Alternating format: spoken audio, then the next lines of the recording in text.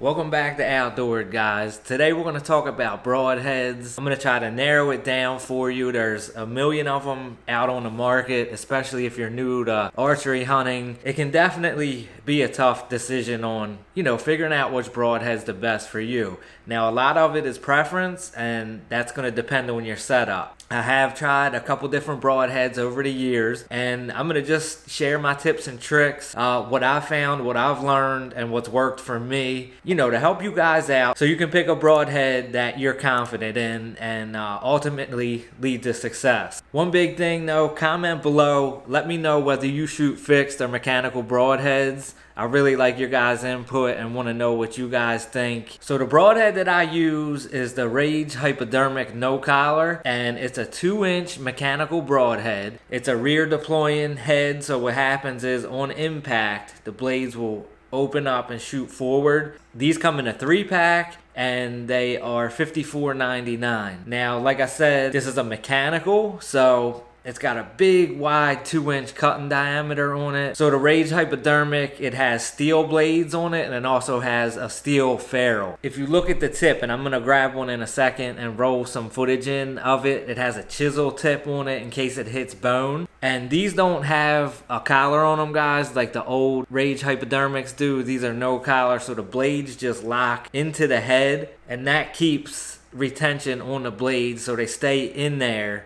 until they need to be deployed on impact. Okay, so I personally like to use a bigger cutting diameter broadhead because nothing goes perfect in archery, and a lot of the times your shot might be a little off, and just having that extra room for air can be a difference between, harvesting the animal and, not finding it. So I feel like just having a little bit extra room makes me a little bit more confident during my shot process. And also, I've killed a couple bucks with this head, and I've been shooting the Rage Hypodermics for the last couple of years, so I like to test things out. I also like to spend some time with them, that way I can come back to you guys and share my experience and let you guys know what's good. So with all of that though, I've shot some does as well, and I think I took one other smaller buck with it. Long story short, everything I've shot with this Rage Hypodermic No Collar, I've recovered. So that says a lot. Now,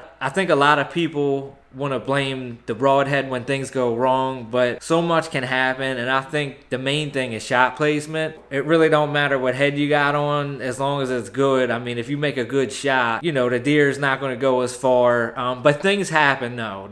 My point is, things happen in archery hunting, so like I said, that's why I like a bigger head. It gives me a little bit more room for things to not go so perfect. So deer are getting, more and more educated. There's a lot more hunters out there, so depending on the deer's personality and how pressured they are, they can string jump. They hear that shot go off, they move. So it's not always, the hunter's fault. You could hit a limb. Anything can happen. So with all that in mind, that's why I like the Rage Hypodermic No Collars. Another thing is, like with the mechanical broadheads, you don't have to tune them like you do a fixed broadhead to your bow. The Rage Hypodermic No Collars shoot just like field points. I do practice with them. Okay, so I have a shorter draw length.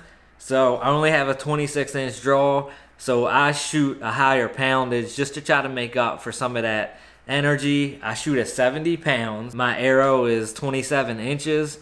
So I shoot a lighter, faster arrow. I shoot the Maxima Red 250s. The Rage Hypodermic No Collars, 100 grains. There's a lot of different opinions. People will say a heavier arrow, you're going to get more penetration. Now a bigger diameter cutting broadhead is going to create more drag getting through the animal. Like I said, there's a lot of different opinions on it, but I've had success shooting a lighter arrow even with the bigger diameter mechanical broadhead, and that's what's worked for me. So the main thing is just finding a setup that works for you, and also being confident in your setup, because when you go to take that shot, you don't want to be focused on anything else but making that shot. So like my shots too on the deer that I did harvest with this broadhead have not always been perfect. I'm definitely not perfect, and you know, I was still able to recover those deer. So you know, that's a big thing for me. So as far as durability goes, guys, I haven't had a problem at all. I have noticed after I have recovered my deer, some of the blades might have a little slight bend to them, but that's perfectly fine with me. I mean, you know, you got all that energy going through a deer, you don't know what it's hitting. It could hit off a bone or anything. I've never really had the blades break off or anything like that. I just wanted to go over that a little bit. Like I said, I do practice with them, and I shoot a lot. So I shoot these at one of them like Bass Pro full body deer targets. So I have broken a couple of them just because of the repetitive, you know, using it over and over and over again. I think it's important to practice with the broadhead you're going to use. I just wanted to share like my experience as far as, you know, the durability of them. Now, I won't reuse them after I harvest a deer just because I don't know what it hit and I don't want it to affect anything in the future. But you can reuse them. That's completely up to you. So there's a ton of videos out there on fixed heads versus mechanical broadheads. That wasn't really the purpose of this video, but I hope this helped you out. Like I said, a lot of it's preference, but kind of trial and error. I get both sides of it. I've gone through it myself. Plus, like if something bad happens, you know, you might have to make an adjustment to make you feel confident out there. And that's what it's all about. So I hope this video, you know, narrowed things down for you. Oh, one more thing, guys, before I go. I will link down in the video description below of my full hunt, the 10-point up on the wall. I do have a 9-point I took with this same head, but I want you guys to watch that video. It was my first self-filmed bow hunt, so I'm super pumped about that. And it was an easy tracking job. Made an awesome shot on him.